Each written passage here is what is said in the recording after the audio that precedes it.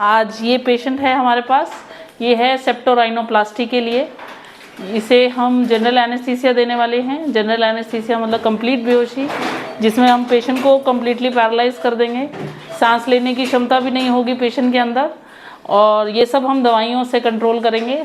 हम इसको सांस की नली डालेंगे इसकी, और हम इस मशीन से पूरा कनेक्ट रखेंगे पेशेंट को, और ये पूरी तरह से सेफ़ है। और अब हम स्टार्ट कर रहे हैं पेशेंट को, ठीक है। पहले हम प्री मेडिकेशन देते हैं पेशेंट को, जिसमें कि एंटी एंग्जाइटी होता है पेशेंट के लिए, और एक थोड़ा सा सिडेशन के लिए होता है पेशेंट में। साथ ही साथ हम बहुत ही आराम से धीरे से इसको ऑक्सीजन देंगे, जिसमें पेशेंट के ऊपर कोई प्रेशर नहीं होता है, कुछ नहीं होता है, पेशेंट पूरे टाइम कॉन्शियस रहता है।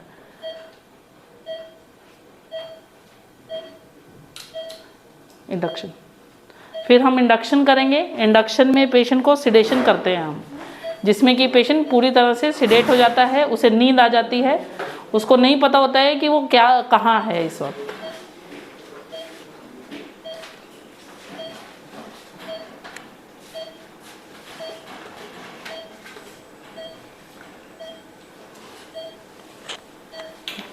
इसमें पेशेंट की सांस लेने की क्षमता जा चुकी होती है। दे दो।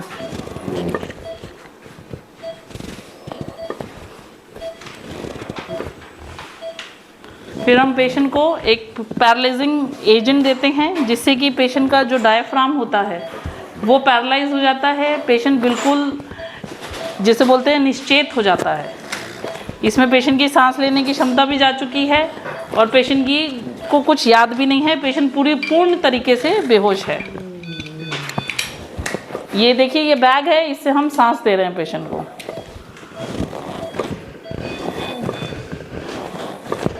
अब पेशेंट को कांस्टेंट सांस मिलती रहे, इसके लिए अब हम ट्यूब डालेंगे।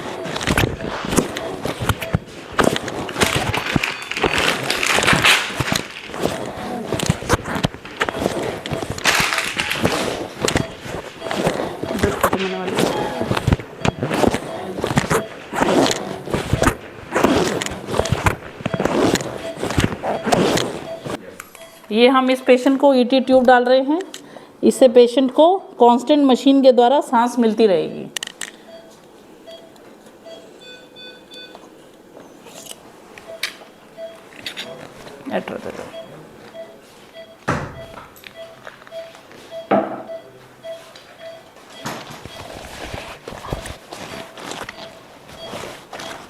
ट्यूब डालने के बाद हम इस पेशेंट को वेंटिलेटर पर डाल देते हैं। अब जब तक सर्जरी चलती रहेगी, पेशेंट की सांस इस मशीन से वेंटिलेटर द्वारा दी जाएगी। ला, ट्यूब सिक्योर करने के लिए देखो।